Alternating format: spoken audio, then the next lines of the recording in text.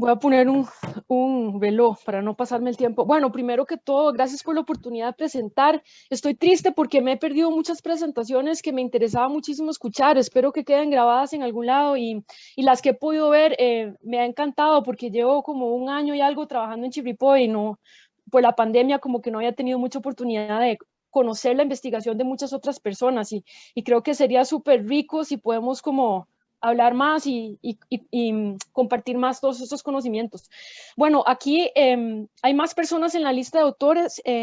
Incluí también a muchas personas que nos ayudaron con este experimento a montarlo, porque es un experimento pues logísticamente complicado. Entonces, y bueno, tanto somos un grupo de investigadores, principalmente costarricenses, con apoyo de varias instituciones públicas y también, obviamente, con el apoyo de SINAC y ACLAPE, que sin el apoyo de ellos nada de esto sería posible. Entonces, bueno, quiero agradecer, antes de empezar, queremos agradecer también a colaboradores, colaboradoras y colaboradores alrededor del mundo. Obviamente, el apoyo logístico, tanto de la administración de ACLAPE y SINAC, todo el personal del Refugio Base Crestones, guardaparques, gente del consorcio, los guías de Aturana de Herradura, que nos hemos sentado a hablar muchas veces con ellos y siempre nos cuentan información muy valiosa para poder investigar. Este proyecto está financiado principalmente con un fondo de estímulo de la Universidad de Costa Rica, en financiamiento adicional de la Fundación Fulbright y también del Observatorio Ambiental de la UNA. Entonces, bueno, sigamos para no atrasar más. Como hemos hablado mucho, ¿verdad? Debido al cambio climático, la temperatura planetaria está aumentando y algo que es, como ustedes pueden ver aquí, pues hay partes del mundo que se están calentando más. Estas zonas moradas son las zonas de las latitudes altas en el norte y bueno, en el sur no hay tantos datos, pero también se está calentando. En promedio, el promedio global es un aumento como entre 1 y 1.3 grados o así. Obviamente, como demuestra este gráfico, hay lugares que se están calentando más que otros. Como lo predicen en este estudio, una de las colaboradoras de este proyecto, Ana María Durán y colegas, predicen aumentos de como de 2.6 grados de aquí al 2040 con un escenario de emisiones medio, como nos está diciendo Adolfo ahora. Entonces la pregunta del millón es, bueno, ¿cómo va a afectar este aumento de temperatura a los ecosistemas costarricenses? Entonces, bueno, sabemos que hay mucho más investigación de esto para especies de otras partes del mundo donde hay más dinero para hacer investigación, como por ejemplo Europa y Estados Unidos. Y lo que ya se ha reportado para esos lugares es que, bueno, normalmente las especies ya se ha visto que suelen hacer tres cosas: o migran a lugares que estén más frescos, ¿verdad? Y que se adapten a su fisiología, o hay otras especies que sí tienen la capacidad genética, su fisiología les permite seguir viviendo en esos lugares aunque haga más calor, y hay especies que no pueden ni migrar, ya sea porque no pueden viajar distancias tan largas o porque no hay ecosistemas en buenas condiciones para que ellos puedan ir, ya sea porque hay ciudades o agricultura o lo que sea, y entonces esas especies se extinguen localmente. Otra cosa que se ha ido viendo, como mencionaba Martín Capello hoy en la mañana, hay cambios en los momentos en que las especies producen flores, frutos, los momentos en que los animales, bueno, los momentos de la oviposición, todos los procesos ecológicos cambian porque cambia la temperatura en estos ecosistemas del norte o del sur, por ejemplo. Hay especies de plantas que crecen más rápido porque viven en lugares fríos y al haber más calor les estimula el crecimiento, mientras que hay otras especies que más bien tanto calor les produce un choque y dejan de crecer. Y también hay cambios en las interacciones ecológicas. A medida que los animales empiezan a moverse para buscar nichos térmicos o lugares que se ajusten a sus necesidades, especies que nunca antes habían estado en el mismo lugar ahora están. Y entonces eso puede significar problemas en términos de depredación, competencia, acceso a recursos. En Costa Rica sí hay estudios, hay varios estudios que se han hecho a lo largo de los años y uno de los resultados es un proceso que se llama termofilización, como les muestro en esta gráfica. ¿Qué quiere decir esto? Aquí tenemos tiempo en el eje X y aquí tenemos como un índice de qué tan adaptados al calor las especies están. Estos datos son de un transecto muy famoso que hay desde la Estación Biológica La Selva hasta el volcán Barba, ¿verdad? A medida que usted sube la montaña, al igual que pasa con Chirripó y Ena y todos esos, la temperatura va bajando. Y lo que ellos lograron demostrar, cada uno de estos es una parcela, son parcelas diferentes, que en el tiempo las partes más altas, ya llegando al volcán Barba, tenían cada vez más especies que eran especies de abajo, o sea, las especies de abajo estaban empezando a subir. ¿Qué otras cosas se han demostrado para Costa Rica? Bueno, tenemos la crisis de extinción de anfibios, que se cree que está relacionada un poco con el cambio climático. Tenemos que los árboles se mueren muchísimo en sequías fuertes como el Niño, etcétera. Aquí la gran interrogante es qué pasa con las partes más altas de las montañas. Ahora, hay algo interesante que resalta la enorme importancia de estudiar las montañas tropicales, y es lo siguiente: si usted es una especie tropical en Costa Rica y usted necesita buscar un lugar más fresco, a usted no le sirve migrar hacia el norte, ¿verdad? Hacia Estados Unidos, o hacia el sur, hacia Argentina y Chile, porque debido a la geografía de nuestro planeta, básicamente usted tendría que llegar hasta México para que a partir de México para arriba la temperatura empiece a bajar, y tendría que ir hasta Bolivia y de ahí seguir caminando para abajo para que la temperatura empiece a bajar, y eso para las especies es imposible. Entonces, básicamente, el único lugar o el único refugio climático que tienen nuestras especies para buscar lugares más fríos es subir arriba en las montañas. Entonces, las montañas son los principales refugios climáticos que tenemos aquí. Claro, el problema es que muchas montañas ya están llenas de cafetales o ganado, o bueno, ya no las hemos apropiado. Entonces, hablando de estos tres procesos importantes que van a ayudar a definir, perdón por ese puntito rojo, es que no lo puedo controlar, que va a definir el futuro de estas especies, lo que yo les mencionaba es que las especies pueden migrar, ¿verdad? Arriba. Entonces, un ejemplo, digamos que las especies que están ahora en San Gerardo de Rivas buscan lugares más frescos, digamos el kilómetro 12 en el camino, el sendero que lleva al refugio base Crestoles en Chipipó. Y estas especies a su vez van a subir a ventisqueros porque ahí está más fresco. Pero como mencionaba Adolfo ahora, ¿qué van a hacer las especies de ventisqueros? Esas especies no tienen opción de migrar más porque se les acabó la montaña. Entonces, esas especies de las partes altas solo tienen dos opciones: o adaptarse o morir.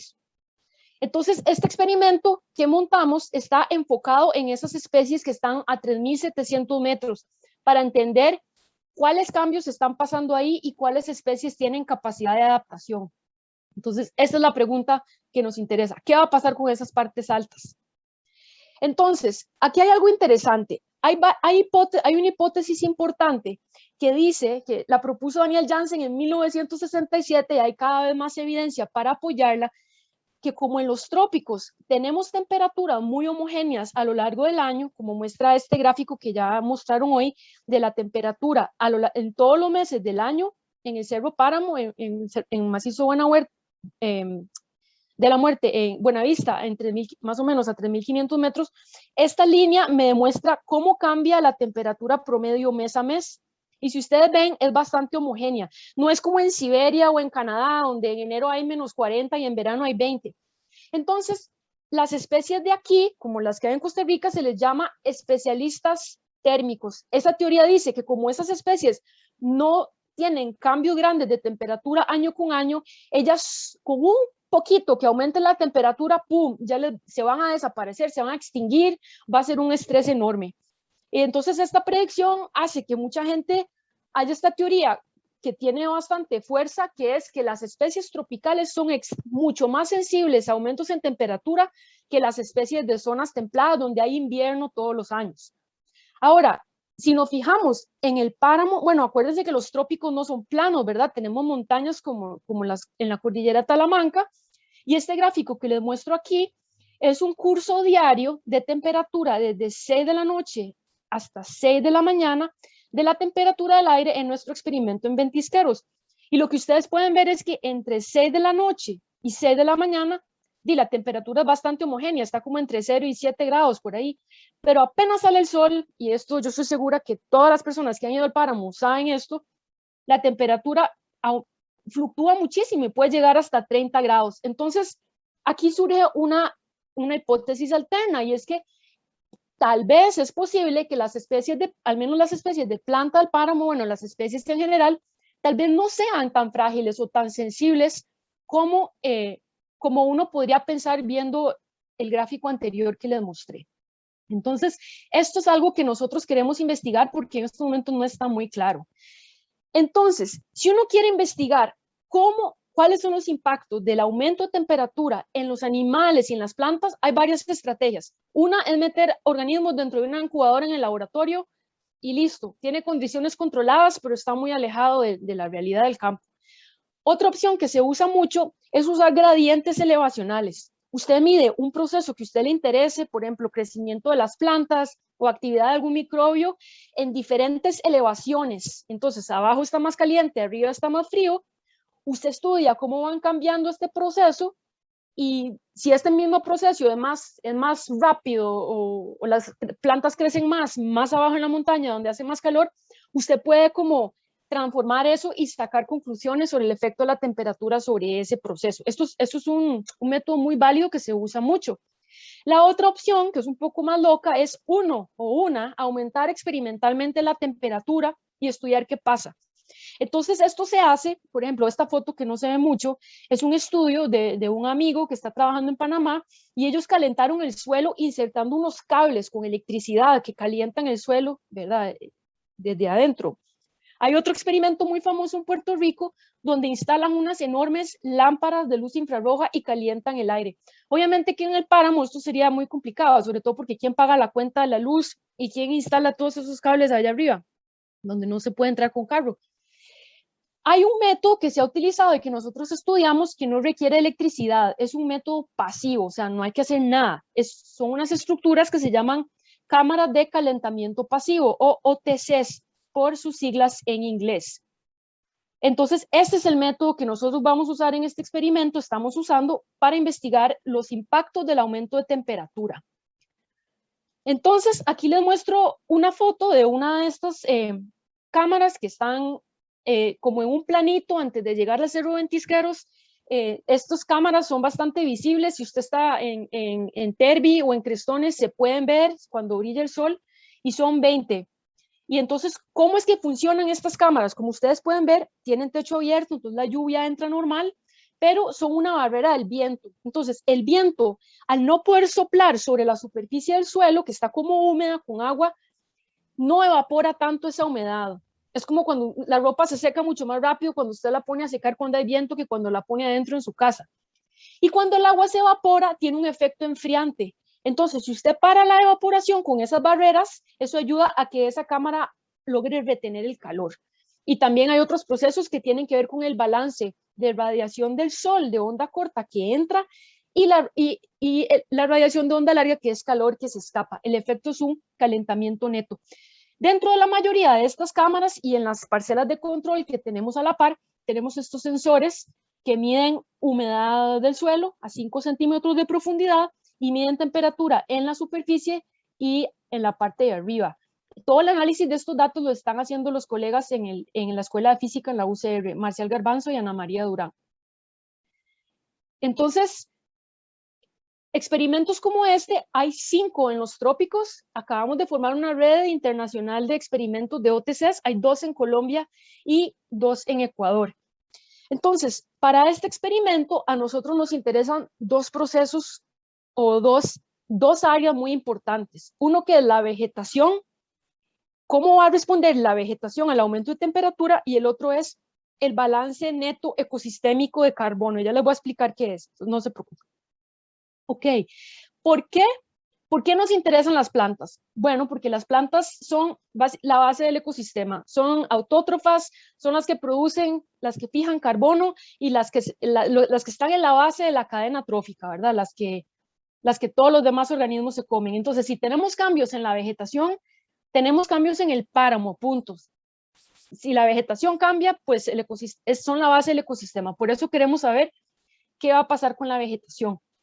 Entonces, bueno, yo les mencionaba que hay 2 experimentos más de OTCs, 2 en Colombia y 2 en Ecuador. En el experimento de Colombia llevan ya 3 años calentando el páramo, ¿verdad? A esta escala local con estas cámaras. Y lo que ellos han demostrado es que después de 3 años de calentamiento entre 1 y 3 grados Celsius adentro de las cámaras, han visto aumentos en la cobertura de arbustos, de gramíneas y de líquenes, dependiendo del sitio.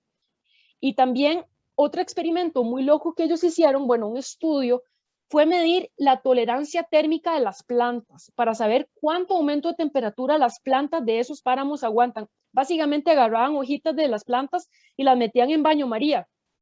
Y ellos reportan que la mayoría de las especies aguantan bien hasta 54 grados Celsius. Eso es una tolerancia térmica que es muy parecida a la que se ve en las especies de los bosques tropicales de las bajuras. Entonces es un resultado muy sorprendente que está alineado con esta hipótesis que yo les presenté antes, que el páramo, al tener cambios de temperatura tan drásticos entre el día y la noche, hace que las especies ya tengan una cierta adaptación y que tal vez diga que a corto plazo al menos las plantas del páramo no les importe tanto que sube la temperatura. Ojo que a corto plazo, ¿verdad?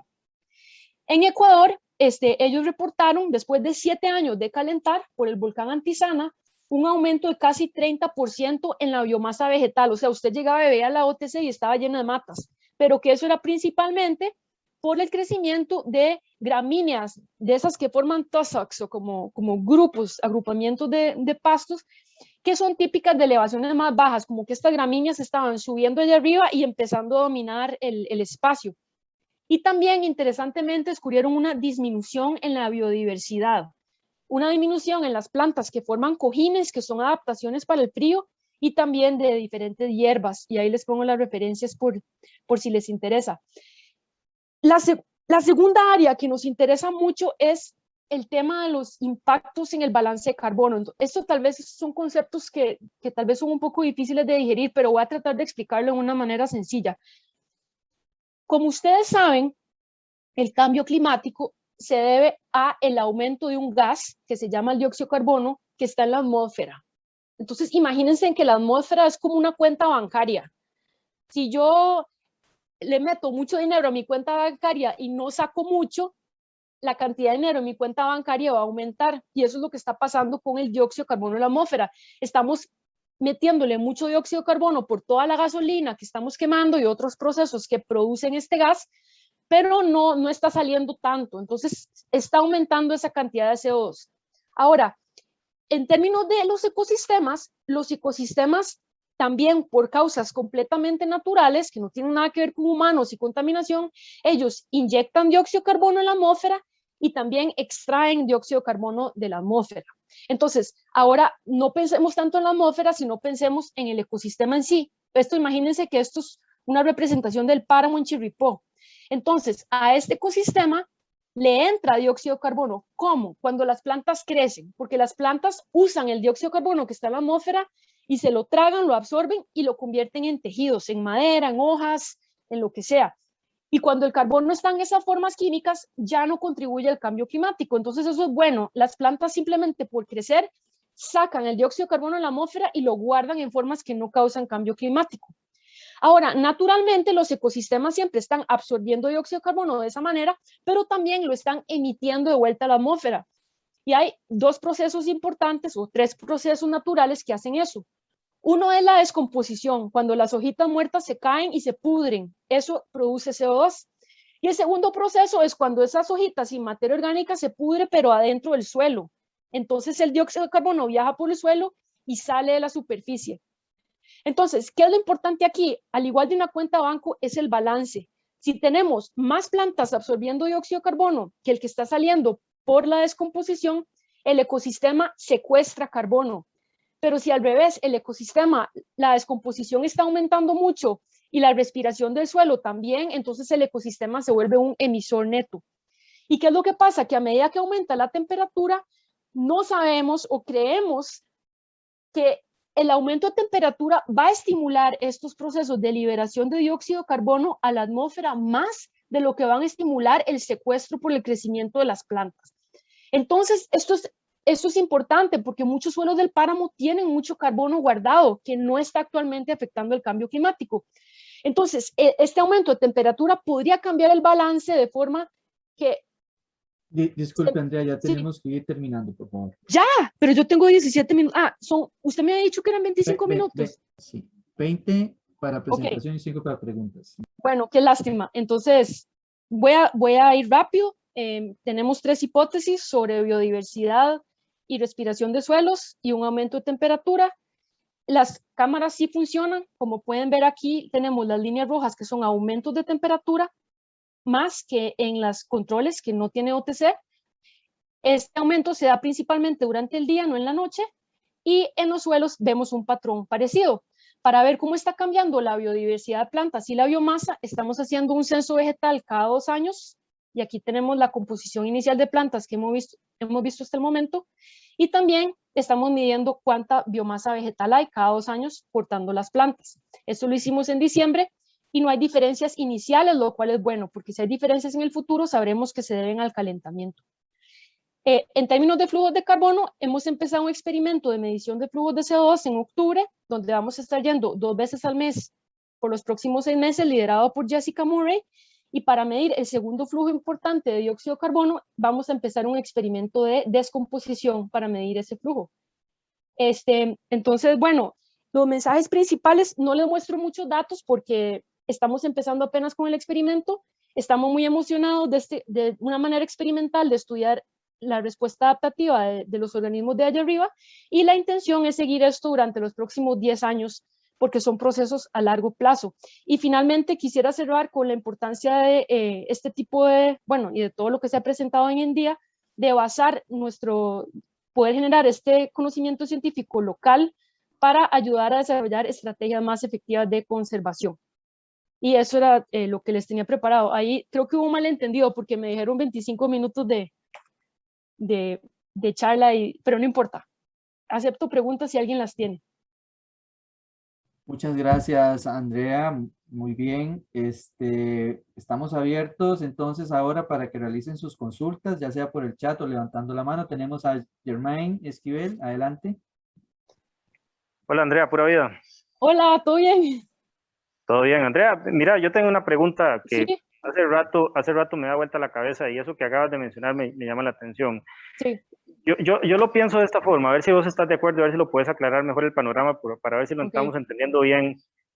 Yo, en eso que vos que acabas de decir, un aumento de la biomasa en general por aumento de temperatura tiene mucho sentido, pero también, ¿qué te parece con respecto a la colonización de especies, digamos, que puedan llegar más arriba, que consuman más agua, que evidentemente se van a beneficiar de ese aumento de temperatura? Y el problema es que esas especies que van a aumentar la evapotranspiración ahí arriba, van a verse inmersas en un ambiente más seco, porque la variabilidad en la precipitación va a ser cada vez más acusada, periodos más secos. Entonces, sí. ¿Cómo poder, vamos a ver, conciliar eso que vos predecís con el cambio en el ciclo hidrológico? Y quisiera saber si en algún momento lo han tomado en consideración, sí, al tratar de estimar ET, ahí, digamos, medido, digamos, tal vez con métodos, digamos, in situ, porque sí es una pregunta que yo tengo. ¿Cómo van a ser esas plantas que van a crecer más rápido, que pueden, en ese caso, estar en presencia de otro tipo de especies que consumen más agua para lidiar precisamente con el recurso que va a escasear, ¿verdad? Entonces eso, te agradezco si puedes comentar al respecto. Pura vida, y un abrazo, saludos. Sí, saludos, gracias por la pregunta, súper interesante. Sí, obviamente que por la limitante de tiempo es algo que yo no mencioné, obviamente que nuestro páramo costarricense es estacional en precipitación, no en temperatura. Entonces, por ejemplo, en esos estudios del norte, pues uno está aumentando como una condición limitante, ¿verdad? La temperatura es la que marca los inicios de los periodos de reproducción, etcétera, mientras que en el trópico nuestra estacionalidad es agua. Entonces, algo que uno debería hacer o considerar hacer en un futuro, además de esto, o tal vez inclusive en vez de estas OTC, son experimentos de exclusión de lluvia para poder entrar más de lleno en todo eso que vos decís. Obviamente que lo que yo presento aquí es bastante simplificado. Yo ni siquiera estamos hipotetizando en la dirección de los cambios. Ya yo no me atrevo a predecir la dirección de los cambios, y precisamente por algo que vos mencionás. O sea, está una interacción entre los cambios que tienen que ver meramente con aumentos de temperatura, la interacción de eso con los rasgos de tolerancia a estrés hídrico de las plantas o sus necesidades hídricas, y también las nuevas interacciones ecológicas que se van a dar adentro de esas OTCs. Entonces, sí, no estamos haciendo nada al respecto. Yo creo que es un poco complicado trabajar allá arriba, entonces estamos tratando como de ir poco a poco con lo más básico, después irle añadiendo diferentes niveles de complejidad. Pero muchas gracias por su pregunta, muy interesante.